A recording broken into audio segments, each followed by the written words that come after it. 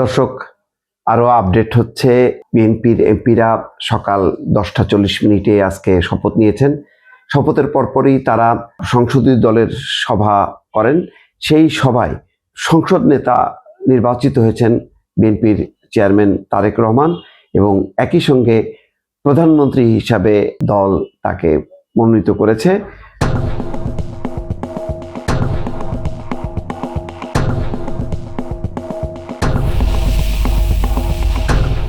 সুতরাং বোঝাই যাচ্ছে যে বিকালবেলায় তারেক রহমান প্রধানমন্ত্রী হিসেবে শপথ নেবে।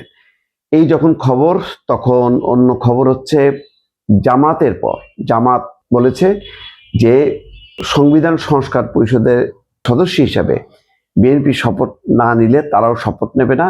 এখন এনসিপিও শপথ নেয়ার কথা ভাবছে।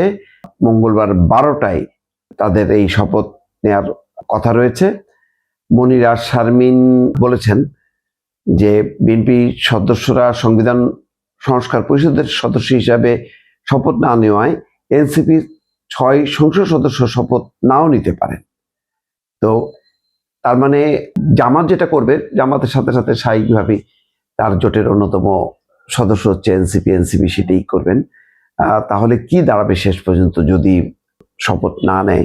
এটা বলা যেতে পারে যে সংসদ শুরু না হতেই, এখনো আজকে তো শপথের একটা অংশ, এই ত্রয়োদশ জাতীয় সংসদের একটা অংশ শপথ।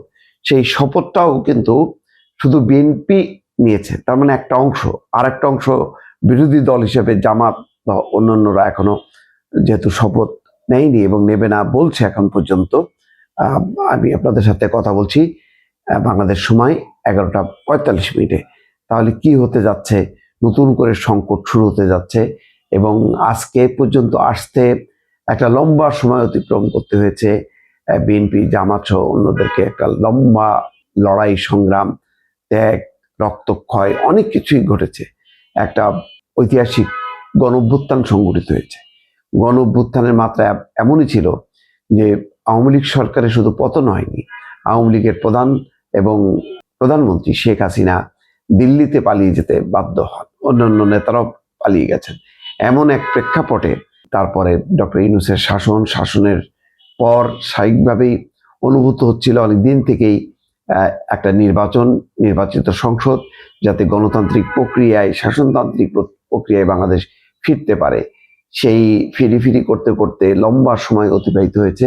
অতিবাহিত হওয়ার পর 12 ফেব্রুয়ারি নির্বাচন হওয়ার মধ্য দিয়ে অনেকে হাঁপ ছেড়ে বেঁচেছে, এবং সেখানে ঐতিহাসিক ফলাফল, বিএনপি নিরঙ্কুশ সংখ্যাগরিষ্ঠতা, ভূমিধস বিজয়। পাশাপাশি জামাতের এই প্রথমবারের মতন একটি বিশাল বিজয় নিয়ে তারা সংসদে এসছে। কিন্তু সংসদের শপথ অনুষ্ঠানকে ঘিরে গতকাল থেকে যে গুঞ্জন সঞ্চারিত হচ্ছিল, শেষ পর্যন্ত সেটি প্রমাণিত হলো। ব্যতিক্রমী একটা দৃষ্টান্ত যে শপথ অনুষ্ঠান শুরু হওয়ার আগেই সালাউদ্দিন আহমেদ দলের পক্ষ থেকে সিদ্ধান্ত জানিয়েছেন যে সংবিধান সংস্কার পরিষদ সদস্য হিসেবে তারা শপথ নেবে না, কারণ এই পুরো বিষয়টি সংবিধানের অংশ না। সংবিধানে লেখা নেই যে কিভাবে এই ধরনের শপথ অনুষ্ঠান হবে। সুতরাং এই বিষয়টি নির্ধারিত হওয়ার পর তারা পদক্ষেপ নেবে। এই খবরটি পৌঁছানোর সাথে সাথে বা ছড়িয়ে পড়ার সাথে সাথে জামাত সিদ্ধান্ত নিয়েছে তারা শপথ নেবে না। যদিও তারা সবাই শপথ নিতে এসছেন, এনসিপি সদস্যদেরও দেখা গেছে যে সংসদ ভবনে ঢুকতে।